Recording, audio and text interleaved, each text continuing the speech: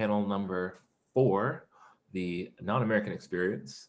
I am your host, Brian Prince. I am happy to be here again. Our last chat went very over and it was so worth it. I cannot wait to watch that one back in the future. If you like going forward, if you guys have any questions or anything, just drop it in the chat, drop in the Q&A, and Marquise and Garrett will be helping me filter through those so we can make sure we get them to me so I can throw them at the panelists for the discussion.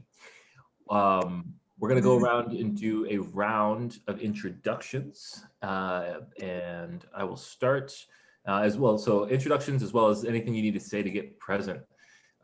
So like I said, I'm Brian. I'm from Seattle, Washington.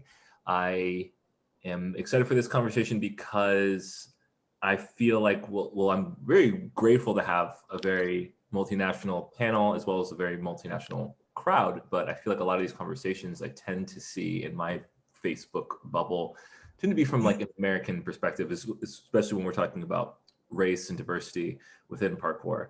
And I really wanted to know like what people's non-American experience was like in terms of race and diversity. And so that's what this panel is about. So very happy to be here facilitating this conversation. I'm going to move the introduction to Marquise. Anybody who wasn't here yesterday or earlier today, my name is Marquise Johnson. I've been doing parkour for 8 years and I'm currently based out of Boulder, Colorado. I've had the privilege to travel to a few different countries in my training that include Australia, England, Singapore, Canada, and I'm really excited to just hear what that first person experience is in any place that I haven't been or have been, and hopefully, just share a little bit about my experiences in my travels. I'll throw it to Lou. Yeah. Oh, hello. I have to introduce myself again, but I know this is another talk. So, hi, my name is Lou. I am based in London. I am part of a team called Esprit Concrete, and I'm Georgia's teammate. And I think she's the reason why I'm here because she reached out and invited me as well. So thank you for including me in this talk in general. I've been training art de déplacement for 5 years. And I train a lot of other types of movement, mainly dance and circus. And I'm very excited about this topic, the non-American experience, because I'm originally from Hong Kong and I have been traveling to a few other places to train, including Denmark, and I could probably talk about Hong Kong later, but yes, Hong Kong, and I think I came to Boston. Yeah, I came to Boston. I probably traveled many different places as well, but those are the few places that I can say at the top of my head. And yeah, what else did I needed to say? That potato is your favorite vegetable? Potato is my favorite vegetable, and I have a whole conspiracy theory. I have a whole conspiracy theory behind the potato. If anyone's interested, DM me. Another panel. I'm gonna definitely come back to that conspiracy because Okay. Okay. Georgia? Hi everyone. For those of you who weren't in the previous panels, I'm Georgia Monroe. I'm based in London. I've been training art de déplacement for 9 years, and I'm part of Team Esprit Concrete here in London. I realized I didn't really share a bit about Esprit Concrete as well, so I've got the t-shirt here. There we go. Our team in London, we work predominantly as a coaching company to provide lessons for like adults and children, but our focus is mostly in the area of mental health, so trying to find a way through movement to make the practice more holistic and more focused towards giving people a space to learn about themselves, work through certain parts of themselves as well as use movement as well as psychological method as well to help manage oneself and work on self-development. I'm here today as well. I'm interested in this talk as well as the ones before, because for me, in my own experience, race and background hasn't been something that I've really talked to, especially with family, and not really talked to around others as well. So I'm here to hear different people's opinions, different people's thoughts and experiences, as well as learn from what everyone has to say in this. So yeah. And my favorite vegetable is sweet potato. Is there a sweet potato conspiracy? Yes, there is many. Great. Luis? Hello, my name is Luis. I'm 29 years old. I am from Brazil, but I'm based in Lisbon since 2005. I've been practicing parkour for 15 years, and I'm very interested in this talk because I want to listen to everyone's experiences, and I want to share a little bit of my experience as a non-American parkour practitioner who's also Black and who has also been in America and knows a little bit. I know a little bit how it is like to be Black in a colonized place, because being Brazilian, I know that is different than being Black in the empire land, like in Europe. So it's a different approach out there in America and in Brazil than it is here in Europe. So yeah, I'm very excited about this talk, and let's go for it. Daryl. Hi, I'm Daryl. I like to party, and that's it. With spinach? Always. It's actually my party favorite of choice. No, but Daryl Stingley from the San Francisco Bay Area, leader of the legendary squadron, self-titled.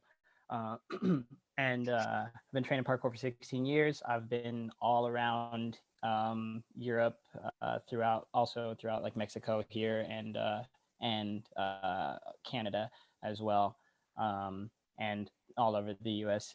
So I have quite a bit of worldly experience between these places in particular. So I got some stories to share, and some perspective as a Black American in America experiencing, issues because I'm Black, and actually as a Black person outside of America experiencing issues specifically because I'm Black. So I'll get into them when it's time, and I'm excited to hear every single person's perspective because I'm out here for education.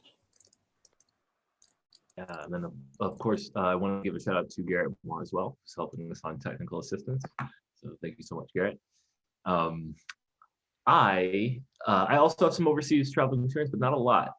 And so one thing I'm excited for this call is to listen and like find out differences in experiences. I feel like the more I learn, the more I feel a part of everything.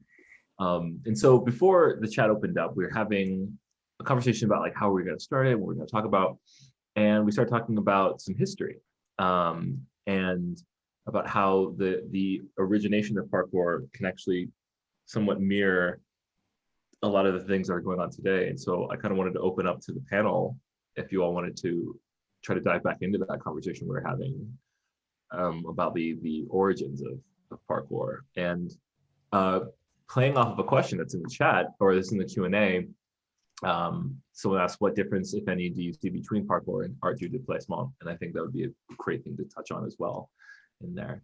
So if anyone wanted to speak on that first. Mm-hmm. I think Lou was already like starting off. Lou, do you want to go? And I can like Sure. add anything I say. Sure. So the discipline that kind of, I guess, originated what we're practicing at the moment is from a group called the Yamakazes or the Yamaks. We were going through the names of them. And, I've got the list up in case. Amazing. So I think going back to what Louise said about Julie Angel's book, Breaking the Jump, the original group I think had 13 people, but the main 9 were Jan Hnotra, Laurent Piemontesi, Chow Bell, Williams Bell, David Bell, Sebastian Foucan, Malik Diouf, Charles Perrier, and Goylan Boyeke. I have the worst pronunciation, so please forgive me. And so they came together as friends, but also some of them are cousins. So the spirit within their friendship and family relations is very, very strong in that. And I think, what was the definition of the Yamakaze? Is it strong man, strong spirit? Strong body, strong mind, strong soul. I don't know if it was in that order. Maybe I'm wrong. So that's the origin of where they started. And they actually didn't have a name for what they were doing. They were just jumping and training. They were like, yep, today we're going to go to this place and we're going to train.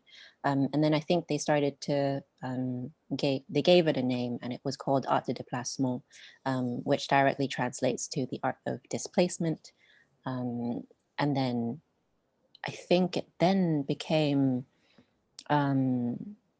David Bell, who had a different take on his perspective and training. And so he is the founder of the term parkour.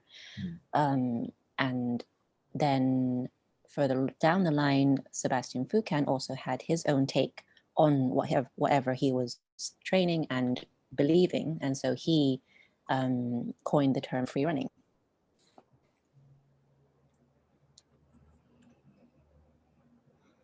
So same thing, rebranding, more or less, just for marketing reasons? I wouldn't say is that a thing? rebranding. Yeah, I I feel like they did take it in their own path with it, because with the obviously jumping on this, but from my understanding of it, with Art de Déplacement, what the Yamaks were training, they also had developed their own thoughts around the training, their own ethos around the training. And from what I understand it, when David Bell did coin his term parkour, the reason wasn't just to rebrand it, but because also he had different thoughts on what the kind of the pillars of his way of training were around that. So it wasn't just a copy and paste. There are subtle differences in what they believed in their training, or bigger differences, should I say. Yeah. And I forgot to say they were based in Paris, or a suburb very close to Paris called Évry and Sarcelles. My French is very, very bad. But I think it's not just rebranding, or it isn't even rebranding at all. I think it's again, what we talked about in the talk before was the group identity, or what the beliefs they believed in and they wanted to continue training for, is they just had different perspectives. And for Art de Déplacement, or how I understand Art de Déplacement, there's a huge kind of ethos of the group and the strength in oneself for others, that there's always this thing that's greater than yourself. And it's not just moves. There's layers, like we said before, layers behind the move. Why do you train? And how can you be there for someone else? And how to actually define this strong man, strong spirit, rather than just the physical realm. So I think of one way they put it of in order to be strong for others, you must be strong for yourself first as well. And being strong to be useful is also one of the main things that is trained in there. Being strong to be useful, not just for yourself, but for others. So there is like a much more focus on the group as well. Strengthen the group through strengthen the individual. And so what's the difference in, I guess, in that case, between Art de Déplacement and then what David Bell decided was parkour after that? I think there's a little bit of a deviant of the growing of the self. There's this sort of like maybe David Bell's take on a more self-growth or a more self-esteem competitiveness, kind of like being the best version of yourself in that way. So what I'm feeling is more self than what the Art de Déplacement started with. Okay, so Art de Déplacement was more about like the whole of like more of a collectivist look, and then parkour was more of like the self, like I mean, improving the honestly self. speaking, it's quite a hard subject for Right. us to also kind of, clarify, because just personally speaking, I only learnt about art de déplacement and the AMAX and so on in only maybe in the last 4 years of working under Esprit Concrete, because my mentors were mentored by them. But until then, I associate myself with parkour only. So obviously we're learning through this, but I couldn't personally say what David Bell sees as, and I think it's quite difficult because with parkour in particular, it has become a very personal sport for many. So you find some places people are very community driven, and therefore you could say they are more towards art de déplacement. Or for instance, the common tag of that person does more flips, therefore they're free running. I think that it's the clarity is quite difficult because it does get personalized, that how people move and how communities work. So Right. honestly, from my point, I wouldn't be able to say what is the definition, the defining difference between them all, because I think they are also very linked to each other, as if like branches from a tree. Same, similar to what Georgia just said, because I never met David Bell. I wouldn't be able to speak for him. Yeah. So my exposure would just be similar to Georgia, how I've been trained under Esprit Concrete and the people that I have been able to meet through my team sort of membership in that way. It's such an interesting thing to hear. I've been doing parkour for about 12 years, and so I remember back during like the earlier 3 to 4 years, there's a lot more of we talked a lot more about the Yamakasi and David Bell, and it was a lot more like philosophy talk that I would have at parkour gatherings and jams. And then I think somewhere around like 6 to 8 years in, so this is where I can speak from like my American perspective, is there were these strange years of just it was parkour, and then there was like parkour and free running, and then there was parkour versus free running, and then tricking was like, why are we even here? It's like because tricking would get called parkour, and then they were mad at us, and we're like, hey, we're not the ones calling you parkour, and then it all became parkour. and I don't even know what we do anymore. and so it's really cool like talking to you and kind of like scenario. Yeah, and it's like, okay, so maybe it like the way it came down the pipeline through America was just like, here's parkour. We're like, okay, like it's all parkour, I guess. And it's really interesting hearing like, oh, okay, it's not the same, like that's not the same everywhere. I think what's important to hear kind of shine light on is just going back to the motivations behind why you train, and maybe we can just see these things as labels, like, oh yeah, I do parkour, or oh yeah, I do free running. But actually, like maybe something more helpful would be like looking back into like, why do you train this? Because I know I train art de déplacement for certain things, and I train dance for some other reasons. So it's kind of like just checking in with yourself, the intentions behind your movement and the reasons for your practice is probably more helpful than just going down like, is it this, is it that, or that or the other. I think at least from my understanding with our team, the reason as well why we try to push for the word art de déplacement being used more in some of the original terms, for instance, instead of saying Kong, saying placement cha in our classes, is also to honor the root of the movement or of where it came, because they are all linked together. They all find their roots in each other as well. And the fact that this group of individuals came together to start that kind of movement and train together and built those pillars for things like, for other people like David Bell and Sebastian to then branch off further. And I find it like it's a tough subject because as you said, it is a label, and by saying a label, then you're putting labels on yourself. But I think, the reason why I want to use art de déplacement more is to honor the root of it, rather than saying this is different from what you do, because I still do parkour movement. I still do flips and things. So I wouldn't say I'm only one thing, but the reason why I use art de déplacement is to honor the root of it, not necessarily saying that that is the only thing I do and it's different. I like that. Because I think that's in the earlier days of those arguments, which were definitely arguments, I can say, where I think where a lot of the fuel came from was people were feeling like they were being excluded more than included. So it felt like when someone was like, "That's not parkour, that's free running because there's flips," I think the defense was, I still matter. I'm still in this, which I don't think anybody was trying to say, but I think it was strangely the other way around, and this is something that I don't know if maybe this is an American thing. I have no idea. But a lot of the tension in those arguments would come from this like this strange underlying competitiveness of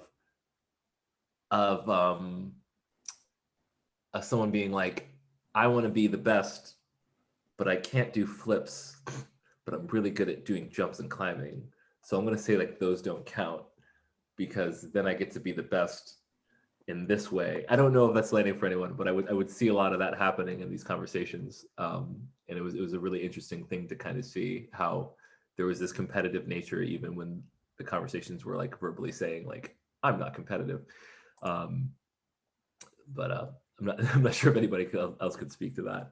I don't know if it's necessarily just like North America that will refer to it like this, but we always talk, groups of people will always talk about parkour purists, in terms of people who avoid flips or any sort of tricking or gymnastics based movements. And oftentimes, I know like my response to people who would ask me to do a backflip when I just couldn't do a backflip was not a positive response. And then there are the people who genuinely find just more value in, strict training for their movement. So I don't know. I've seen both sides of the argument and both sides of that conversation in the sense of why someone might be particular in excluding movement from their personal definition of parkour, art du déplacement, or anything like that. But I think it just comes down to, like Lou was saying, what is it you're trying to find in your training and things like that. And for me, I found. Oh, you've gone mute. Was I muted the whole time? No, just after Okay. You said what Lou was saying. Yeah. Gotcha. Well, what I found was that for me, it was about personal growth, but also the community I was finding. So it really didn't matter what I called it so much, but I felt so much pressure in trying to explain what I was doing to people who had very little idea. I see. More so than getting caught up in the argument. Luis, were you about to say something? When I brought up this subject before we started the chat, my intention was not to discuss the difference between parkour, free running, art du déplacement, because I think that this is still very unclear and it's a topic for a completely different panel. Yes. But the question that Garrett posted on the chat is exactly my point. Is how do you see race playing into the rise of David Bell's popularity over some of the Black founders and even his more stereotypically Asian-looking cousins? So that was the point. Is like I see the race, his race playing his rise. Yeah. I pretend that the internet froze because I cannot keep on my logic, but it actually. I see that the race played a huge role on his growth, comparing to the other guys from the same crew, and that was the point of my bringing up the subject to this topic to the conversation. Absolutely. So the idea is that we had like the Yamakasi was this large group of diverse individuals. David Bell gets most of the popularity, and I guess are you saying like that's attributed to him being white? It's not because he's famous because he's white. It's not that. Okay. It's a lot to do with his talent and his approach to popularity, of course. But what I mean is my question is, isn't that a little bit of the mirror or on what's the newcomer to parkour? When they go online and they see people doing parkour, they will always try to see themselves by the role model that is on the internet.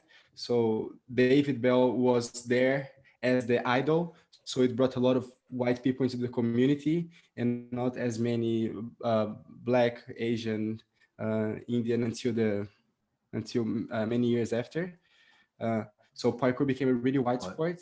And isn't this having the same effect to today's parkour culture, that most part of the idols are white, so it's really hard for a Black person or from other minority group to get inside of of the the community and of the sport? That's a question.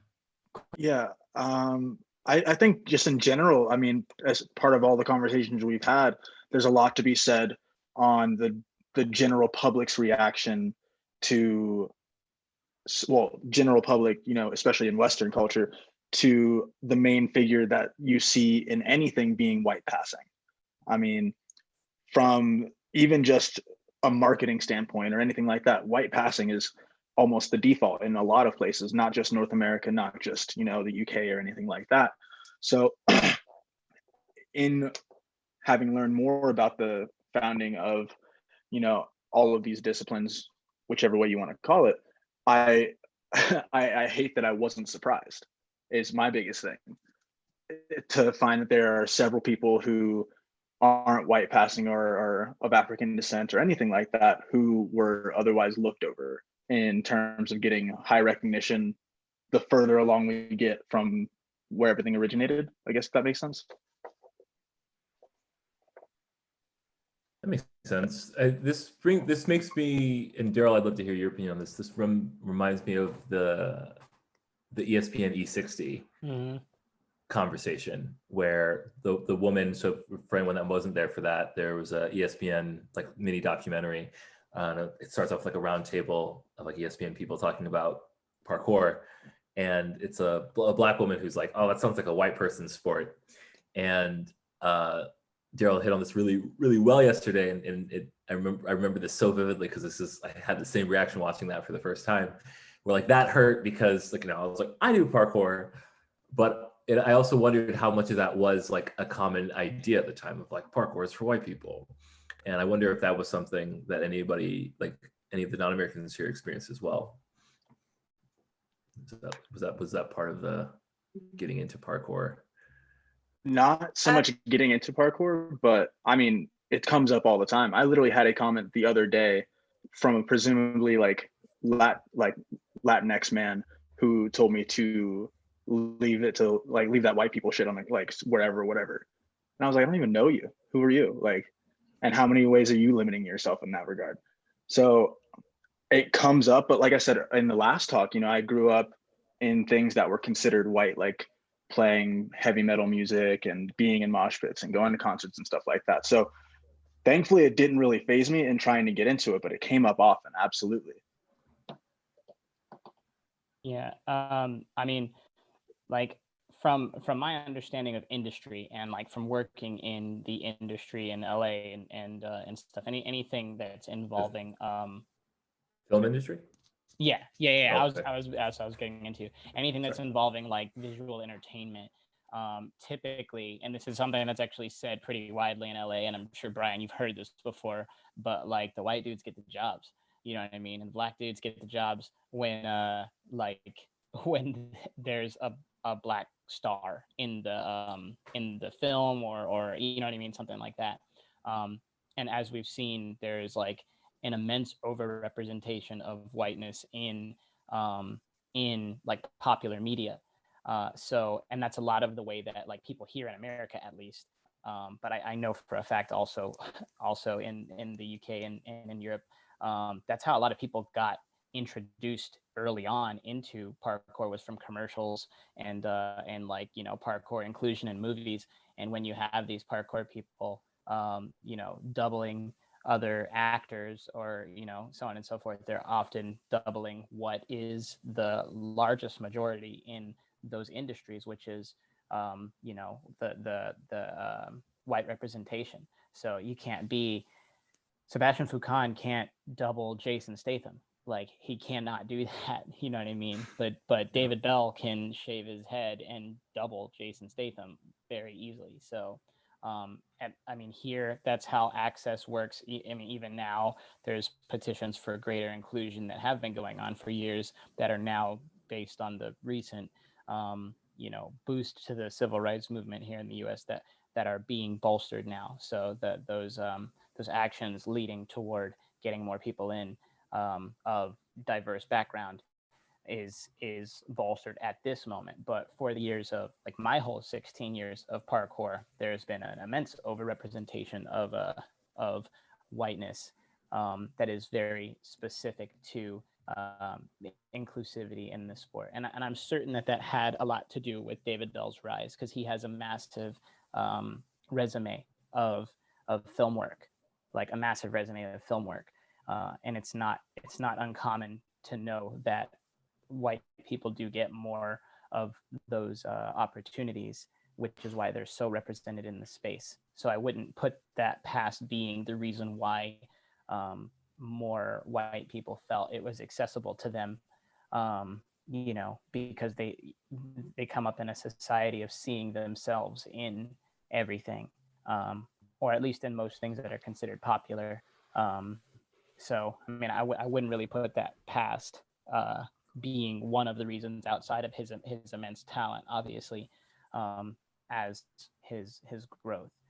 And for me personally, I was raised in a really diverse neighborhood, like what a lot of people would consider, if they're not from here, even people within 10 miles consider where I'm from and where I live to be the hood, the ghetto, you know what I mean? But we didn't think of it that way here. And it wasn't until my mom, who married a white man and moved us out of the hood and into a mostly white suburb, that I got to become a true minority to myself. You know what I mean? I got to see that. And that is what included, that's what introduced me to metalcore, like, into like hard, more recent hard rock music and things like that, and those aspects of culture, and the way that they dress, and the way that they speak and converse and interact and stuff like that. And I think that being also around the time, like my first 3 years in that environment, that being the time that I saw Jump London, like on television, I think that is one reason that I was a bit more comfortable, going into this sport, or this like movement realm in particular, because I was around a lot of things that made it seem like it was something that people out here would do.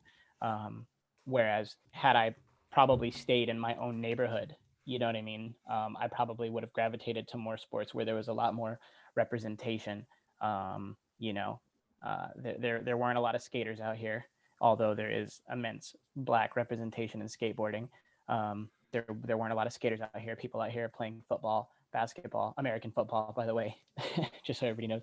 Yeah, we're out here. Yeah, we're out here playing football, basketball, and baseball, rapping and doing like things that quote unquote we do. But when it came to more sports like that, like my dad, who was a gymnast, that was like a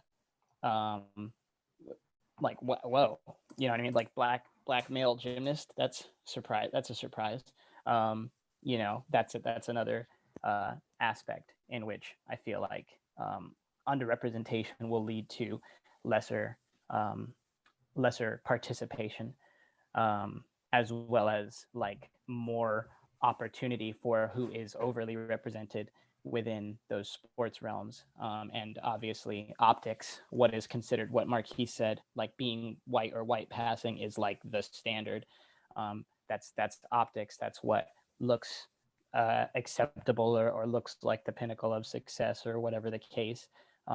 Those unfortunate societal beliefs pave the way for for what is it? Is it persistence? Or is that not the right word? Like when something continues to happen, that's persists, right? Yeah. Yeah, like the persistence of like those types of stereotypical beliefs being considered the norm, and generating access for whatever the norm is, and being a blocker for access for people who do not represent said norm. So Yeah.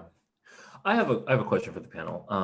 Because I'm realizing there are some things I wanted to talk about in panel 1, day 1, but from this angle that we didn't get to. And that was the conversation about police, like parkour and police. And so last year, 2020, when the Black Lives Matter movement started, it definitely hit me in a strange way, where a lot of people I knew, a lot of people I didn't really know, started messaging me at one time and being like, "Are you okay? Are you all right? How are you?" And I was like, "What?" Like at first I was very confused, because I was like, why are people messaging me if I'm okay? And then I watched the news, and then I saw that the George Floyd incident had happened, and I was upset about it. And this might sound strange to people, but I almost wasn't I wasn't surprised. Like I was like, "Oh, it sucks, it happened again." I was upset, but I was like, "Oh, here it is again." And I was almost surprised that people seemed to actually pay attention that time. And then the following protests happened, and that was cool to see. But that had me face a lot of things in my head that I hadn't really thought about directly. And one of them, and I actually recorded a conversation that I'd never put out, and I really need to, I'm going to ask for some social pressure to put this out eventually, with DeAndre from Texas. And we had this great conversation about this, where I was saying, like, without realizing it, one of the reasons that over the years I liked training in gyms more is because I felt safer. And it's something I almost didn't even think about, because like training in a gym, thinking about a jump, I'm thinking about the jump. I might be thinking of like, are there any kids running through it? But I'm mostly thinking about the jump, point A, point B challenge. When I'm outside, it's like jump and, it's like, are there police around? Is there security around? Is there somebody that looks like they're going to call the police? Like, what's going on? Where am I? And there's all of these factors of, am I safe? Am I safe because somebody thinks they're not safe from me, right? And so I don't have a lot of overseas parkour training experience. And I wonder, like, is that something that you feel when you train, like training in a different country? And I want to open that up to the panel. Like, is that an experience like where your race or I guess your race, or even just like the presence of police inhibits, like, or it causes like a fear reaction from training?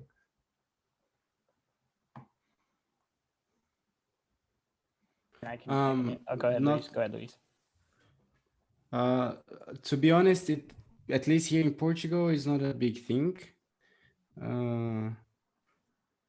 It all comes down, like, fortunately here the society has evolved beyond this conflict between black and white, as black being criminals and white. Of course, it is there. It's here racism is completely masked compared to America when people talk about it, which is a great thing, because therefore being so loud and so visible and so present every time on the society, it is a topic here in a lot of countries in Europe, including Portugal, as it is something that it's supposed to be passed already, because people are so smart and intelligent they don't talk about it. It's just a masked type of racism, but it's still there all the time.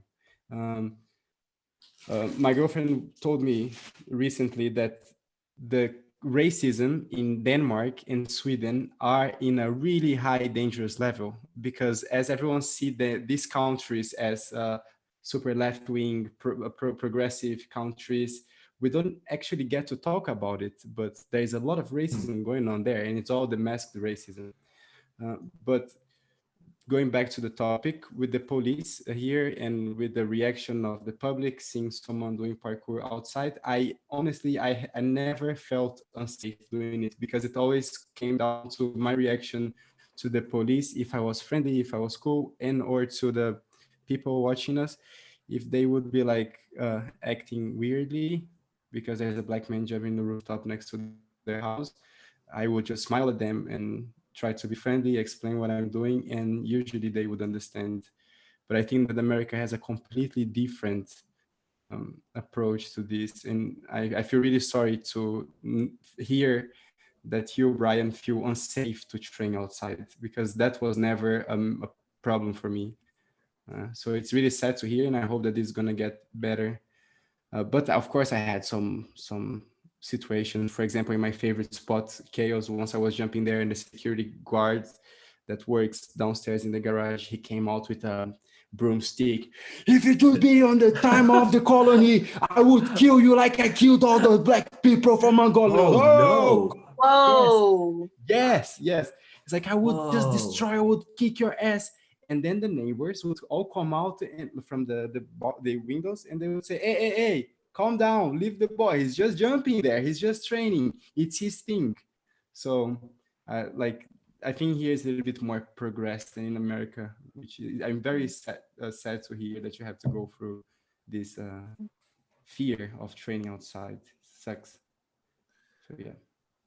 Thanks. I mean, I think that's the interesting thing about these conversations is it's like, I'm glad to hear that it's not that way for other people, because I think the strange gaslighting about it being in America is you get told like, oh, that's just how it is. Oh, that's how it is everywhere. That's how police are everywhere. That's just how it is everywhere. And then you're like, oh, okay. And then you like go somewhere else that's not here, and you're like, what? Yeah. Daryl, were you gonna, I liked or Georgia? Oh, sorry. I like the term you used of like masked racism. I think that the racism does still very much exist in different countries. You know, we have a history in it, the whole colonialism especially as well. I think the first time that I was really ever even exposed to the idea that there are racists, probably like, you know, people with those intentions to harm other races, only when when we started to have the protests of Black Lives Matter, and I think it's called the National Front. I can't even remember the name probably, but the National Front, this very left-wing kind of group of people started coming out to try and attack and stop the protests. But I think there is very much this sense of it's not really a talked subject here in England even. It's not really, it's very kind of a hush subject of it could be existing there, but we're not going to bring it up. And also that kind of sense of false understanding or false, oh, of course we get it, we're not racist anymore, or even the idea of like I just want to understand, or things like this. I think I can hear a bit of backlagging. Are you getting a delay? It was for a Hello? second. Yeah, I was hearing a delay. Oh, there you go. Okay. Yeah, I personally haven't had any run-ins in with the police. I think I felt more unease around police when I'm not training than when I am training, because when I'm training it's pretty obvious I'm jumping on a wall. Often we probably get more backlash from the neighborhood going, don't jump on a wall, you're going to break it, you're going to hurt yourself. And the police actually, some of my interactions, they come to sit down and watch, or they just come to the area and like, we know what you're doing, sorry, it's okay if you move on. So it's been quite, I don't know what their thoughts would be around it, but the way at least the interaction has gone is more or less quite friendly, or just, you know, sorry you can't be here. But I don't think that means, you know, the same thing of like not having enough information doesn't mean it doesn't exist, doesn't mean that it's there, it just may exist probably in places we just can't see it. And I think it's another case in point of being thankful for the privileges you have, because I also feel super saddened to hear that some people won't feel safe to do what they love outdoors. I think at least in the UK, we're very thankful that our system is less like that. And we also have a governing body for the discipline, Parkour UK. So that's actually a huge privilege for us to have, and really, really hope that that kind of progresses further than just the UK. And I had another point that I wanted to make, but, oh yes, in light of that as well, to kind of spread the, I hope it's good work that we're trying to do, is maybe Georgia can talk a little bit about the a course that you're or you've coached with the Metropolitan Police. Oh yeah. Yeah. So one of the initiatives we joined on was with the Metropolitan Police, along with Esprit Concrete. We went into an area, so I was with one other coach. He does parkour, but he's also an officer, and he'd be counted as a minority in his own right. And the initiative was to go into areas, I wouldn't say that they're equivocal to what you would consider a ghetto, but areas where there are young people, young boys in particular we're looking at as well, but young people who may be vulnerable to getting involved with gangs or being taken advantage of in that area, or have their opportunities hindered. And the goal was to bring the classes there to provide them with a safe space where they can learn to, like, so they can train parkour, train art de déplacement, but also have a safe space where they can work on self-development, trying to encourage them to work in community as well, and just provide them with that space for growth. And it's still an ongoing project, but one of the things that I found in particular that seemed to be quite a tough one was also culture can sometimes, let me put it in another sentence, but sometimes there are members of the oppressed who also contribute to the oppression of a group. So not only was there the police trying to show that their presence wasn't intimidating, but sometimes that also came off as now there's more police patrolling the area, which put people on edge. But there's also the maintenance of what we perceive as our culture that can actually keep us hindrance, or, oh, I'm not going to do that because that's seen as uncool, or I'm now deviating from my group. So that was one of the difficult things, was trying to encourage people to come together in circumstances where the whole system serves to sometimes keep them oppressed. And also the relationship between the police and the community. No matter if you just put police in the space, it doesn't suddenly make it all okay. The smiles or just saying hello, there sometimes needs to be more than that to make people feel safe. So that was some of the that's some of the work we're doing at the moment, which is trying to work on that relationship between police and the community, as well as younger members of the community.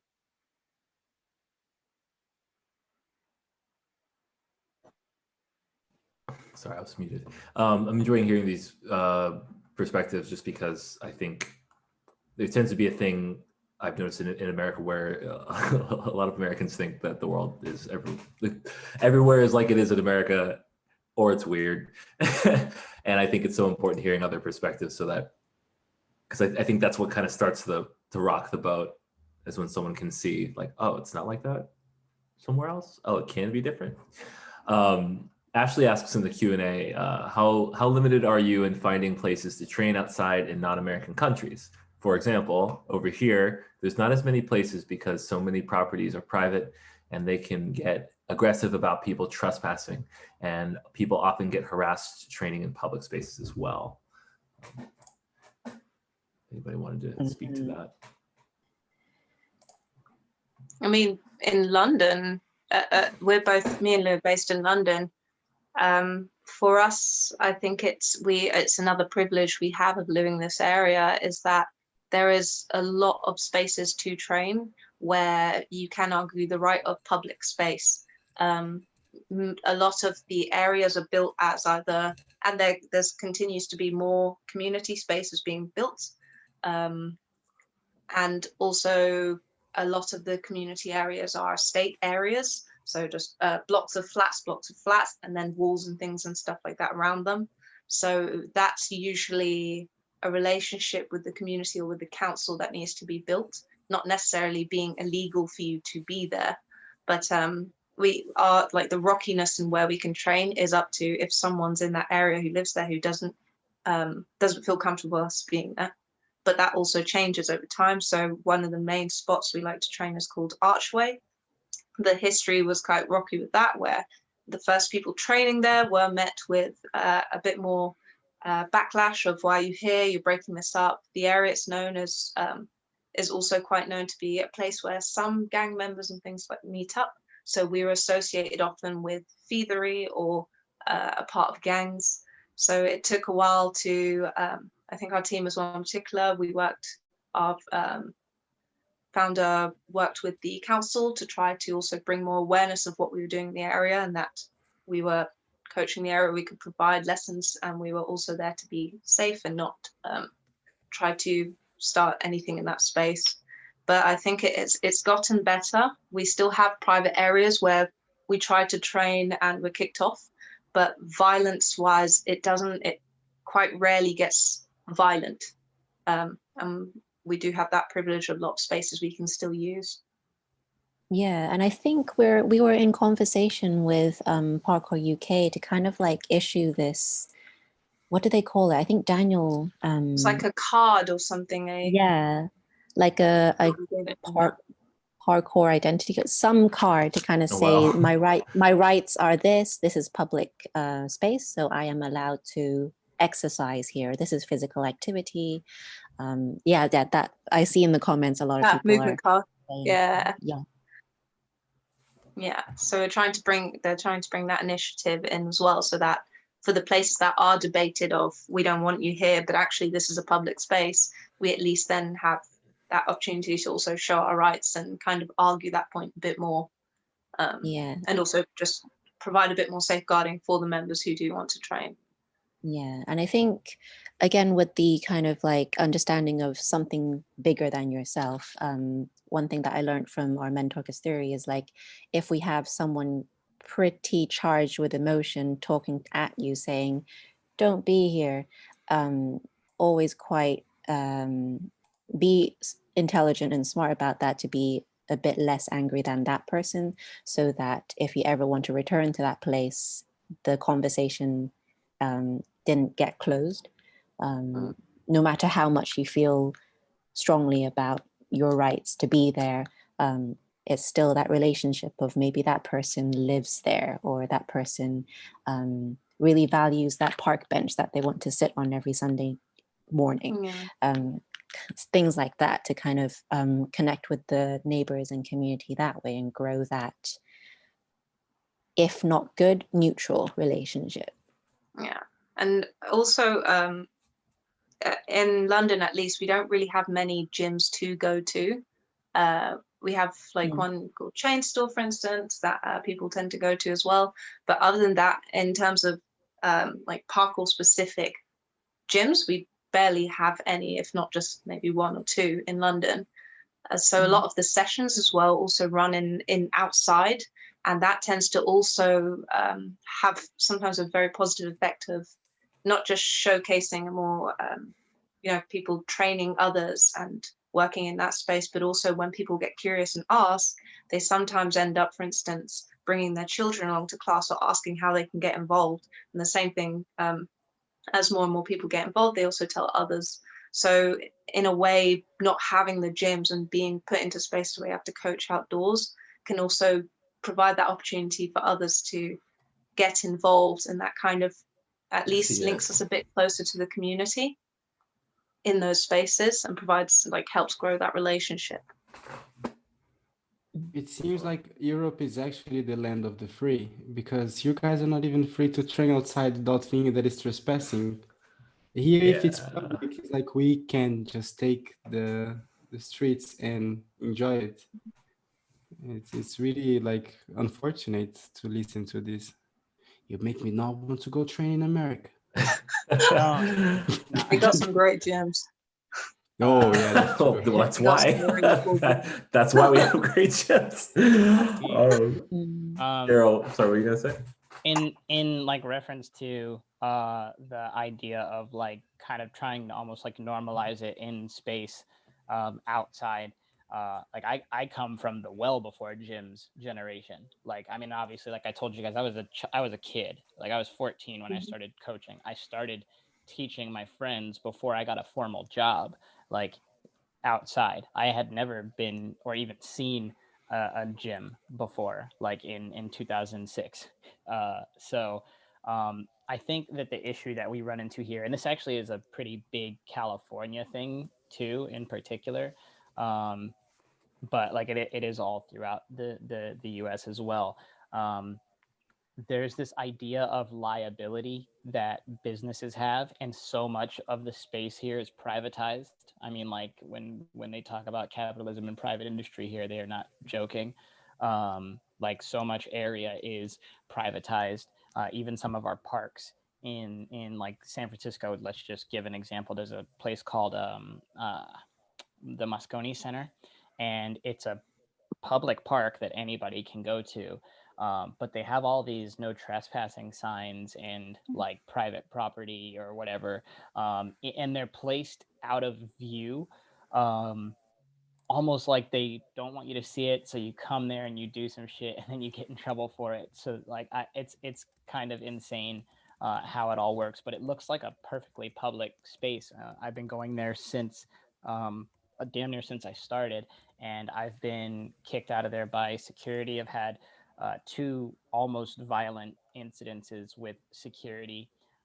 Police have been called on us in this space, and have we've been essentially like, I mean, there's nobody's climbing on roofs or anything. This is California. Like, if we're doing anything like that, it is far out of view. It's nowhere public where it can easily be seen, and it's also nowhere public enough where people could like hear us. Like, you literally have to be up on the roof with us to even know that we're up there most of the time. But we're not really like out there getting down like that. We're literally ground level, just jumping on concrete structures that are meant for people to, sit on, or they're just kind of like architectural decoration or whatever. And we're getting the police showing up, like sometimes before security even will come and speak to us. Police will show up, and that for some of us, as we explained in yesterday's talk, can be an immediately threatening situation. Like, I don't want to see the police. I don't want to come into police contact. Not ever do I want to come into police contact, because at any point in time, that could be the last interaction I ever have. You know what I mean? And it's so often like depending on how that officer feels that day, or what the situation is outside of that. And it can be a danger, and it's not something that I've experienced anywhere else. It's a fear that I've experienced everywhere, but it's not something I've experienced anywhere outside of the US. Like going to Canada. Oh yeah, even just in Canada. Dude, Sorry, in Canada, it's crazy. Like, I remember when I first went there, destroyed my knee, went back the following year, and after I had become really good friends with Renee Scavington, the owner of Origins Parkour, just going out to the spots and training at the spots out there, the like relaxed, almost like the relaxed feeling of like, oh yeah, I mean, security sometimes will just come over and watch. I don't think I've ever been confronted by police in Vancouver in particular in Canada. I know that friends have, but I think the most dangerous sounding situation I ever experienced was, or not me personally, that I heard, where two of our friends were training on the top of a parking garage, doing a precision like to the edge of the parking garage. It's like 4 or 5 stories, whatever. The cops pulled all the way up to the parking garage, rolled down their window, said leave, and then left. And I was like, damn, that's wow. dude. Cops out here in parking, like rolling up on us on parking garages, they roll up with their hands on their holsters. So like, I mean, when you're used to that and you go somewhere else and the people out there are like, it's cool, don't worry about it, dude, just chill. They're not gonna it's almost like a question of it. It's like getting out of extremely like hot water and just diving straight into cold, like freezing cold water. It's like the shock is insane. So like, going from there and then going somewhere like Spain, you know, or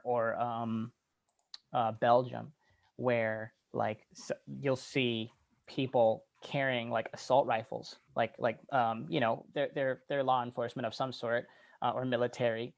Like that shit scares you.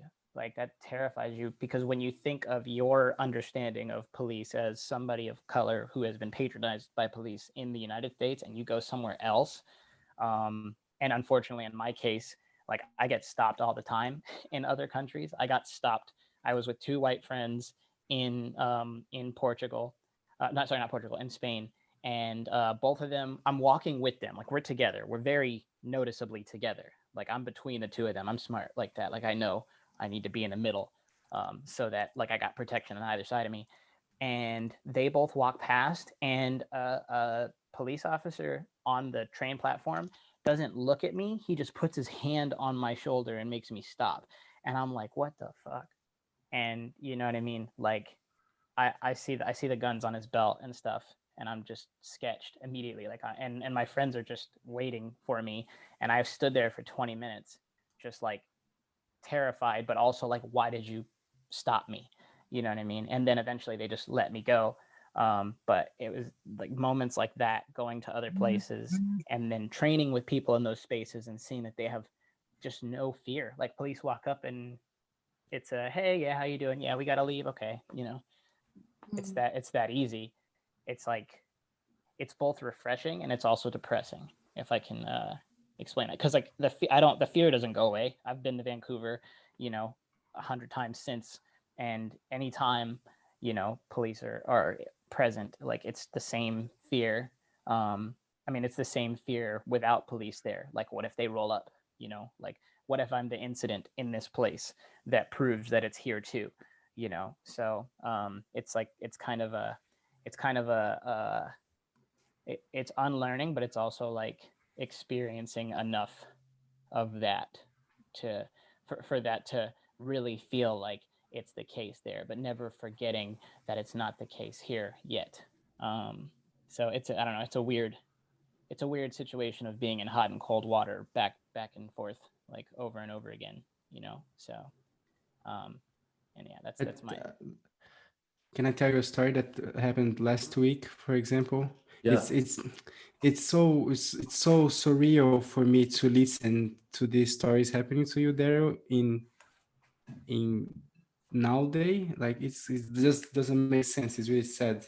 I'm really sorry for missing yesterday's police and parkour talk, because I wanted to hear it to get a shock of reality of America. What Georgia said before, that sometimes when you're doing parkour, it feels like you have a field against the police because they see that you're practicing sport. And it's so true, because last week we were training, we were on top of a building here in this kind of cool area of Lisbon. And during lockdown, full lockdown, people cannot be on the street unless they're practicing exercise or doing essential activities. And the police car stops by, and we're on top of this building, very private, and it's very open, everyone can see it. We're like striding on this very plasticky thing. If something goes wrong, we break this private building. Police stops by and they wave at us and they go like and then we go next to the police car and they go next to us and they ask, are you guys professionals? And we say yes, and they're like, all right, don't hurt yourselves, and they leave. Yeah. not once. The gap is, yeah. It's crazy too, because it's like here, I think both like the police and police sympathizers or supporters, which, you know, we all are in some degree, but like there tries to be this argument I see sometimes of like, oh, well, you know, they have to be like that. And I'm like, no, they don't. Because I've had experiences where I've accidentally proven that. We were training one time, this was in like I think this was a year or two ago, and we were training, it was definitely over a year ago, but a year or two before COVID. And police came up, and same thing, they were doing the whole like, what's going on here, like trying to suss it out. And they were like, what are you guys doing? And I'm doing the whole, like, I'm the spokesperson of the group now thing. I'm like, we're doing parkour. And my friend, like, in almost like a panic, like last ditch effort kind of way, he was just like, oh, he played the Predator. And I was like, what are you doing? And the cops were like, what? Really? Whoa. And then like the whole thing just dissolved. And then it turned into this like us hanging out and telling stories. And I'm like, so what happened to the first like 10 minutes of this interaction? Are you telling me it just didn't have to happen at all? Like, and it was like, and that's how I look at that. Like it ended up fine. It was a fun interaction, but it's crazy even thinking like this whole argument. I'm like, well, they have to be like that. I'm like, no, we don't. They just decided halfway in, oh, we can be cool now. And I'm like, why couldn't like I have a question, I guess, for the American panelists and also any American attendees. Maybe it is obvious as well, so heads up if I'm asking a stupid question. But no stupid question. why do you feel like their reactions are the way they are, the way the police are reacting to you, and if it is particularly to race, or is it also connected to like movement community there? Why do you feel like they are approaching you in that way, or to such a degree of, I guess, with that kind of violence of like having their hands on their holsters or so on? Well, that's how they're trained. Like they're trained to respond like that. For anybody to say, yeah, somebody said police are trained here to be scared of certain groups. That's absolutely true. Like profiling is literally a part of their job. Like that's literally, they develop a profile on every single person that they interact with. However, the way that their profiling affects their training is very specific to what they perceive as danger. So like I know that they profile, like if there's a situation of 3 individuals walking together, let's just say that they're all male to make the profiling easier, because that's a lot of how it works. 3 males walking, one of them can be black and one of them can be Asian, the other can be white. In order of the danger, black is the most dangerous first, right? Let's put somebody Latinx in there. It's black and Latinx most dangerous right there. It's immediate. That's how it goes. Black is typically like seen as this is the case of statistics and so on and so forth, and police experiences in this generalized area in which this color, this group is specifically, tied to this amount of crime or danger. And their training is to respond with establishing control of situation first. And one of the quickest ways to establish control is fear, right? So if they have their hand on their holster and you're sane and you see them with their hand on their holster, the first thing you're going to do is, yo, like this is right here. Every black person in this panel, I know for a fact, knows the hands up. Like this whole hands up, don't shoot chant is not just a chant. Like this is literally how we respond. You see my hands, you see I have nothing. There's no reason for hostility. But the idea of them establishing control, as well as how they're trained, as well as stories that they're told, and I'm certain experiences that they've either had or have heard of other officers having, leads them to believe that they need to respond that way. So it's unfortunate that it's like intentional, but also police in America were never meant to protect all of us. Police in America are a derivative of slave patrol. Like that's how police like were formed, and their practices, it's only been so many years, their practices haven't changed all that much. They're just called different things now. So if I could piggyback off of that, I think the argument there is like, oh well, because I think someone was even saying this in the chat yesterday, was like, oh well, some police have been in violent situations, so they have to learn how to respond violently. And I think the logic to this is so interesting to me, because like, let's say that's true. Oh, okay, let's see, like when they deal with Black people, by and large, like they're violent. Okay, well, why is that?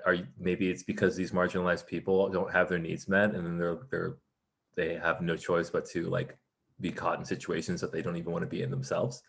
And I think that starts a whole other conversation in this country that people aren't really willing to have, is like there's a lot of crime that is related to marginalized people. And I think a lot of the popular view tends to be like, oh, well, these marginalized groups are violent and cause crime. And it's like, why do you think?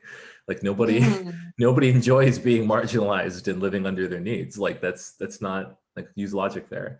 But statistics also don't agree with that. Statistics say that the rate of crime, if anything, is equivalent if it's properly ratioed. So it's just the rate of crime that gets charged is typically more to marginalized communities. And also, just to footnote on what you said about, well, police have been in violent situations, so they have to respond with violence, or they have to be ready to respond with violence. That's absolutely true, that maybe they might have to, but also you chose to put the badge on and be a cop. I did not choose to be to be profiled by you, nor did anybody here, as far as I know, choose to put themselves in this impoverished situation that's going to put them into contact with you in the first fucking place. So like, that's also something, and those are conversations I've had with my father. Like, you know, I know you want to come home, but you chose that job. I want you to come home, but I know what you're out there doing. So anybody that doesn't recognize that, you know what I mean?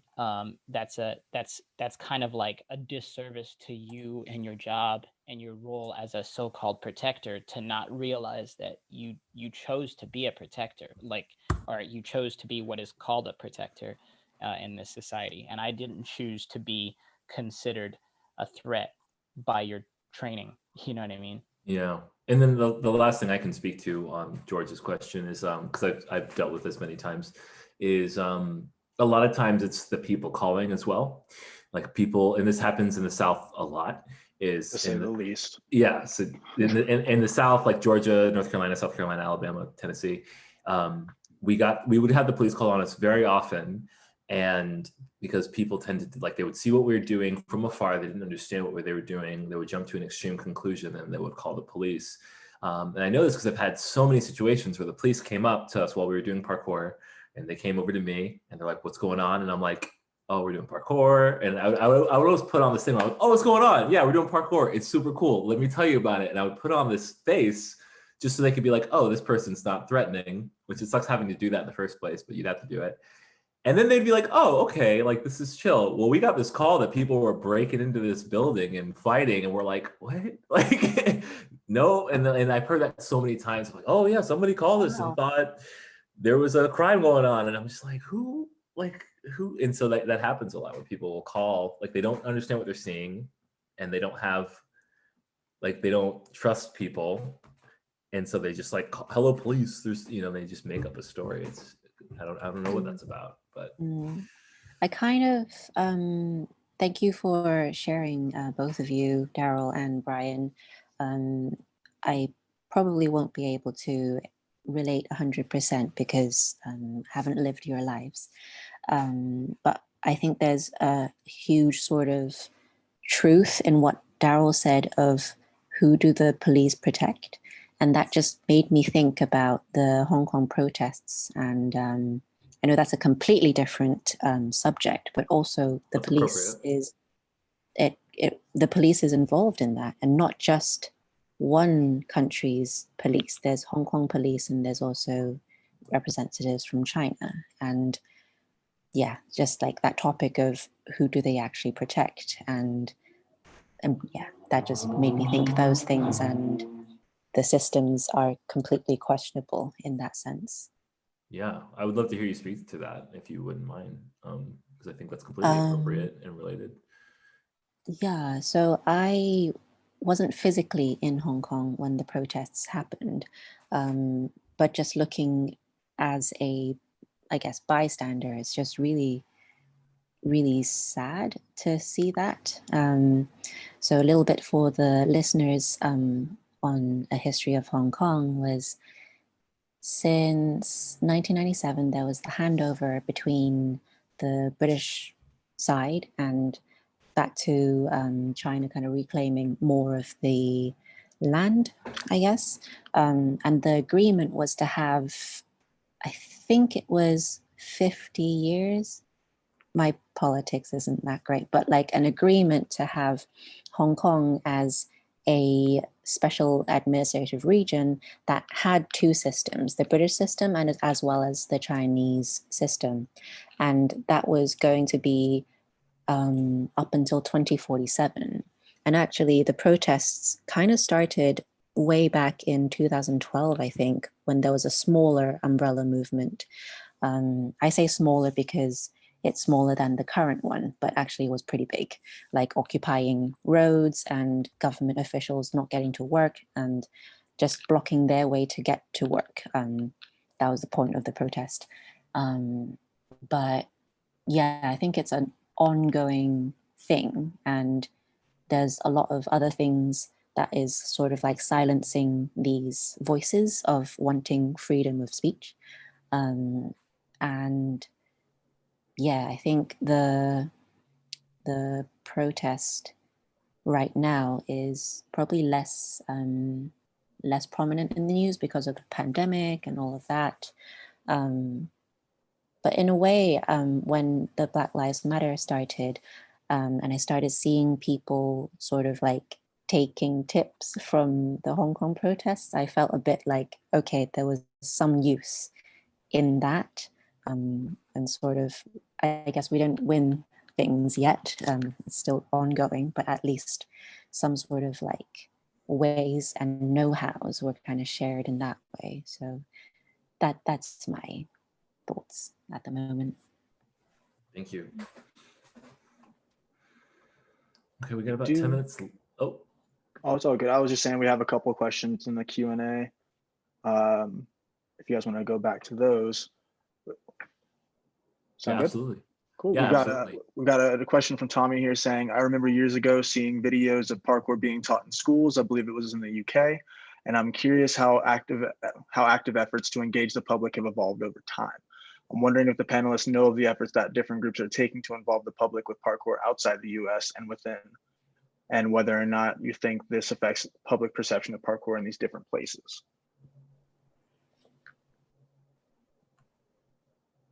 I think if I can take more of a stuff that we do at Esprit Concrete as an example, I think, again, we're in quite like a lucky place in terms of the UK. We do have some sort of funding available for a sport like parkour because it is now classified as a sport. And so the courses that we try to advocate for at Esprit Concrete is the sort of bringing a certain demographic, because usually sometimes the funding would be for a special bring art de déplacement ethos into those sport funding categories.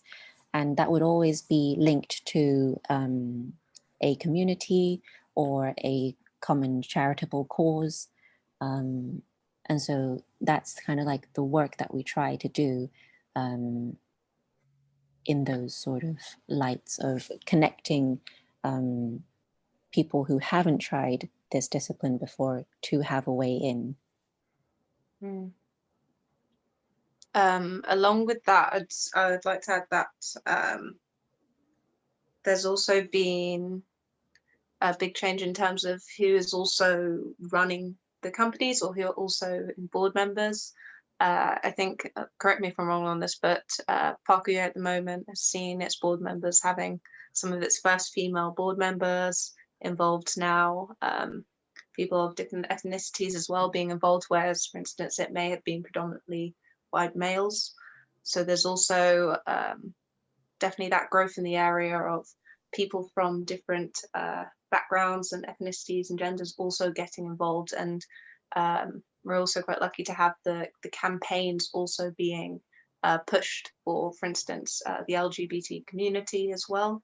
Campaigns around that area, getting people of different minorities involved, and also the efforts from joint companies to get people who are marginalized or communities who suffer from certain vulnerabilities like knife crime and so on involved. So there's been a lot of a lot of push and a lot of media coverage over these kind of campaigns as well, and a lot more emphasis on mental health as well, for mental health access for those areas. So that's the kind of things we've been seeing. Yeah, and we do have through Parkour UK a coaching qualification. I'm not really familiar with the other countries' take on coaching qualifications, but we do have a coaching qualification from Parkour UK, and within the insurance side of things, we call it a level 1 coach and a level 2 coach. And a level 2 coach would be the lead coach, and the level 1 coach would be the assistant coach. And so through that sort of accreditation, in the UK at least, or at least for the courses that we run, we'll always have a level 2 coach and a level 1 coach if the funding provides as well. So that kind of coaching care is taken care of from our sort of providing of each course that we run. Nice. Just one last question in the Q&A that I wanted to say towards the end. It said, any thoughts on Sebastian Foucault's role in Casino Royale as a black man playing the bad guy being chased by a white guy? If anyone had any opinions on that. Just to clarify, because I haven't seen that movie in a while, but it was one of the first instances of me seeing, parkour or whichever movement, Sebastian might say. Wasn't his character supposed to have been like from an African country that they were in? Yeah, because is that the context? Escapes. Yeah, that's the context. Yeah, he's not like clearly the bad guy. Yeah, like a messenger was he? Yeah, I don't think I had any sort of particular feelings about that more than anything. I mean, I think I had more issue with later adaptations of parkour in film posing anybody who does parkour as a thief more so than thinking anything racial when it came to Casino Royale. Yeah, that's cool. And I also think that is also the opposite. It's not only about putting black people, black parkour athletes as the thieves, but also not putting the black parkour athletes as the parkour practitioners who are not thieves, because a lot of times directors and marketeers, they will not pick a black character, a black actor for the role because they're afraid that this is gonna link with criminality, when this should be a good way to unlink from criminality, showing that the guy is doing parkour because it's a form of art and it's the sport that he practices. So I think that this bothers me a little bit more than Sebastian Foucault being the messenger and stuff. And that's also not new, though. Like, I mean, that's not that it's not wrong, because there's another aspect of that isn't really like looked at. But there's 2 white guys in a crowd of a bunch of non-white people, and nobody's like suspicious of that until like they see dude with his finger in his ear like talking, and then it's like, wait, you weren't suspect about that before. So it's almost like this is a lot more like meta, I guess, but it's like white people can exist anywhere and it's not weird, but like the arguments of why Idris Elba couldn't be James Bond is because he can't be in Ireland undercover. Like, that's a whole different story. But in terms of like Sebastian Foucault playing a criminal, essentially, it's not the first instance of that. Like black people are often criminal figures in media culture. So I don't think that the specifics of him doing parkour and being black are important per se. I don't know if that's why they cast him over somebody else, but I can't fully comment on it. Yeah, it's a tough one to comment on because it's like it was cool seeing him in the role, but also it's like, I guess he's the bad guy, but it's hard. I know it's one thing. It just sounds completely off topic, but it's one thing I loved about Black Panther was that you had this entire cast. It was like the black guy, the hero, the anti-hero, like the scientist, like there's all of these different types, and you're like, this is cool. Like, and nobody was the black character. Like, I'm so mad I missed that casting call I am- think too. I don't know if Seb talks about his experience about it, but he's done a few podcasts. So maybe like people listening in could probably just do like a YouTube search. He's done like a podcast with Rafe Kelly, I think. recently. Mm. Yeah. So yeah. I tried to get him on Thomas this. has recommended EMP podcast. Yeah. You know, Mm. I tried to get him on this exact conversation. Actually, I just didn't I see. reach out soon enough. So sorry, guys. All right. Well, we're moving towards the end. So, does anybody have any last comments or closing statements that they want to say before we close it up? AI. Yes. Okay. Because of what this particular segment was about, which I could be so wrong in saying this, but it's the non-American experience. But is it also like the non-American experience of like color in particular? Like that was the Yes. the Yes. premise. Okay. Yeah. Sorry, I should have put that in the title. Hey, ain't nobody mad at you. Ain't nobody mad at you, baby. It's all good, baby. All good, baby. Make me blush. Stop. But I would like to point out, and this is something that I have made an effort to try to bring attention to. Yes, we recognize that this sport is a very white sport. I mean, it is. I mean, all representation of regardless of the terminology or not, like this movement art that we do is very overly represented by like white populace. However, the origins of what led to this sport being a thing were very non-white, and by that I mean like study and research and culture that brought these things into this play form that they are for us now, and where they like originated and were necessities, and so on and so forth. So I do think the idea that the racism that exists toward our people of color is so American is something that needs to be stopped, and the recognition and acknowledgement of the fact that it is perpetuated within this sport needs to be acknowledged, not only here in America but also acknowledged in other areas of the world, in the EU and UK in particular is what I'm speaking of, because I feel like it's very often stated that it's not a problem there, but the people that are usually stating that it's not a problem there are white people, and they're notable people. Like they're people who we all know, who will say that.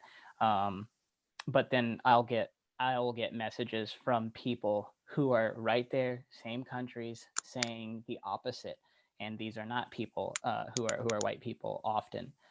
These are usually people of color. So I think the idea of looking to your one black friend that also does parkour, that's a big name, that doesn't want to have this controversy, or maybe hasn't had to like address it, looking to them as your is this a problem or not type of professor, I guess, is wrong, because I think it's odd that I have people from like your countries telling me it's a problem, and we've said it's a problem, but it's never given the light of day, or we're looked at as like we're crazy. You know what I mean? So like I think that the plainest way I can say this is white people, both of prominence and not of prominence, in all areas of the sport, especially in the EU and UK, you guys need to address these issues and listen to people that say that it's an issue, and make sure that you're giving them the space to be as honest and authentic with you as possible, because otherwise we're not going to get this issue taken care of, because I can't fix it over there myself. It's a group effort. So I definitely believe that that in reference to like the non-American experience of color in other areas, obviously, there needs to be at least acknowledgement of the potential of an issue, and more thought about how to be truly inclusive, like this oh so enlightened sport wants us to feel like we are. Great Nice. point. Yes. Well Thug life. said. That's that thug life. All the nutrients. I think I haven't really talked too much on my take about race, but maybe that says a lot about how I deal with it, is to avoid and be silent. But I feel like, if I may speak of my heritage from Hong Kong, at least I have put like some just random and weird expectations of that I must be like Jackie Chan. And if I'm not, then maybe that's not my legacy or something. So I think that says something about like how other people may see how someone like me of this skin color doing art de déplacement would get in a potential way. And I think that comes down to other people's assumptions and beliefs of what you will become when they haven't even known you. So I think maybe my closing statement would be acknowledge the privileges that you will have. Sometimes you might not even know that you have privilege, and assume much less. And I say much less because it's very hard for someone to not assume. It's maybe part of a human psyche to have assumptions or confirmation bias. But yeah, that acknowledgement of, yes, I will have some sort of bias, but I'm working on that. That would be a great start. And I was talking to one of my dance friends a few months ago and compared her experience to the Black Lives Matter in a customer service way. Because like, say you're running a business and you have wronged a customer and the customer files a complaint, then I would say the person who did the wrong would give the time to pick up the phone and be like, hey, I want to talk to you to apologize and let you know that the product was wrong, blah, blah, blah, and not flip it the other way around to get the customer to go through all of these procedures to validate that they've got the wrong order. And I kind of like put that mentality on Black Lives Matter, that it's not the people who have received wrong products or just wrongness. Like Daryl said, it's a two-way street to get the people who have less knowledge or less awareness to give the time and day to learn and to know more about the situation and the impact and possible invisible impact that they've made. Yeah. Thank you. Yeah, I guess for my closing statement, I'll say, I remember in 7th grade when one of my teachers grabbed me out of the hallway and was like, "You're reading the announcements today," because it was Black History Month, and and I apparently had to read like the morning announcements that day. I remember being like, "I don't want to do this, Mr. Johnson. I don't want to do it," because we like had him on the video where it was like video announcements. It was terrible. So even then, like I was like, I don't want to acknowledge race in my own experience. I just didn't. It was uncomfortable, maybe uncomfortable. I'm still getting used to it. And it's hard and it's weird and it's uncomfortable. And I'm worried I'm going to say something wrong. I'm worried that I'm going to get gaslit again. But I think it's important, like kind of going back to what we were saying before, it's like that learning to be uncomfortable, learning that like that feeling of exposure, and how I think once we get past like, oh, that's not going to kill me. And then once you're surrounded or you see from others that mirroring feeling of like, oh, my experience is valid, it matters. Oh, okay. And then like, I think there's something powerful about that. And I'm hoping other people find that inspiration as well. Yeah. For my closing one, I mean, you guys have given me a lot to think about. And I think without Brian, for instance, you contacting me as well, through who's it who you put me in? Who's it who put me in touch with you? I got an think email. It was either Cordelia through Kasturi or Caitlin maybe. Caitlin. It was Yeah. Caitlin. Yeah.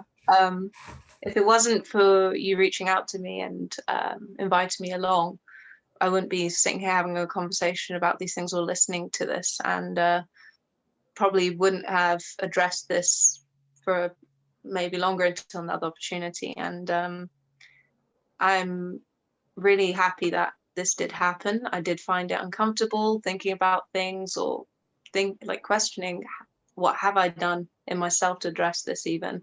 But it definitely prompted me to also read up and actually start to research not just about what's going on in like other places or other people's experiences, but also pick up books, read, listen to Black authors, listen to what kind of histories there are.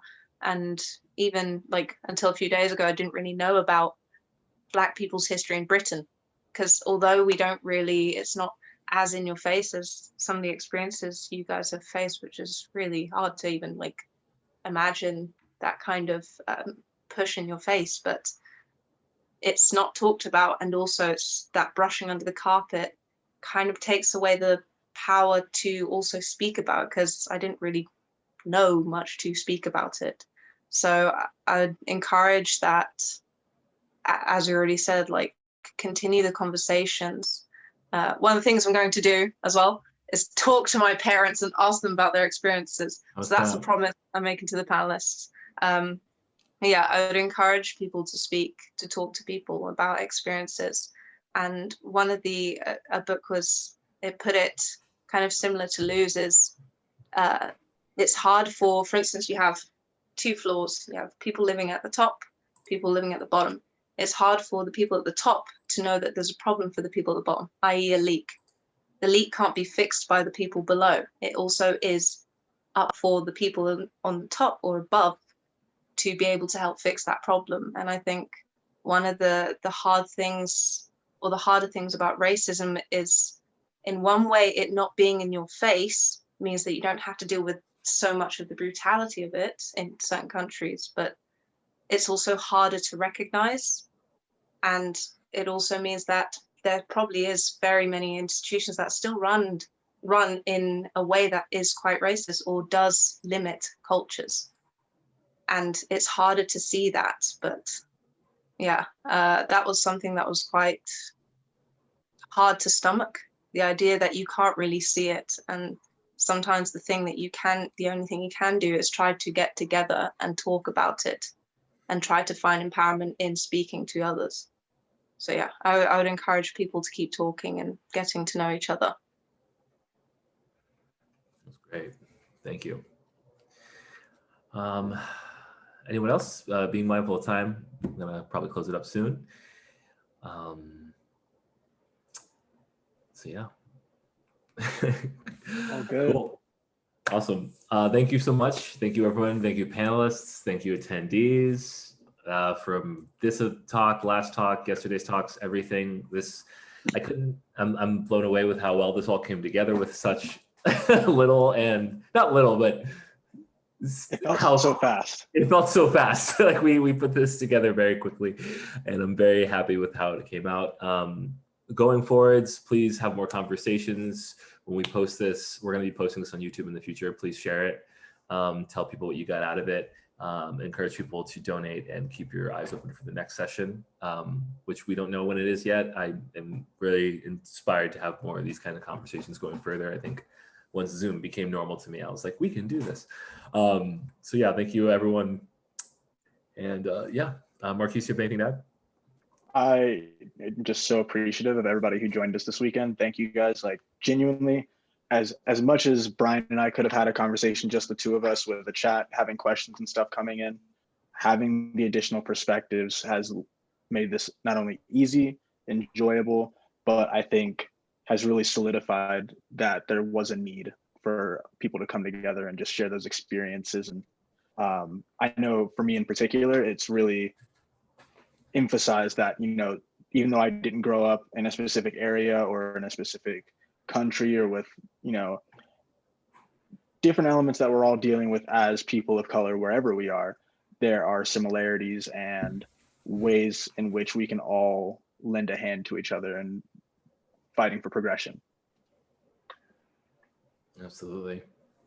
Cool. And on that note, I deem Obsidian Gavin 2021 over. Can I publicly apologize to Marquise right quick?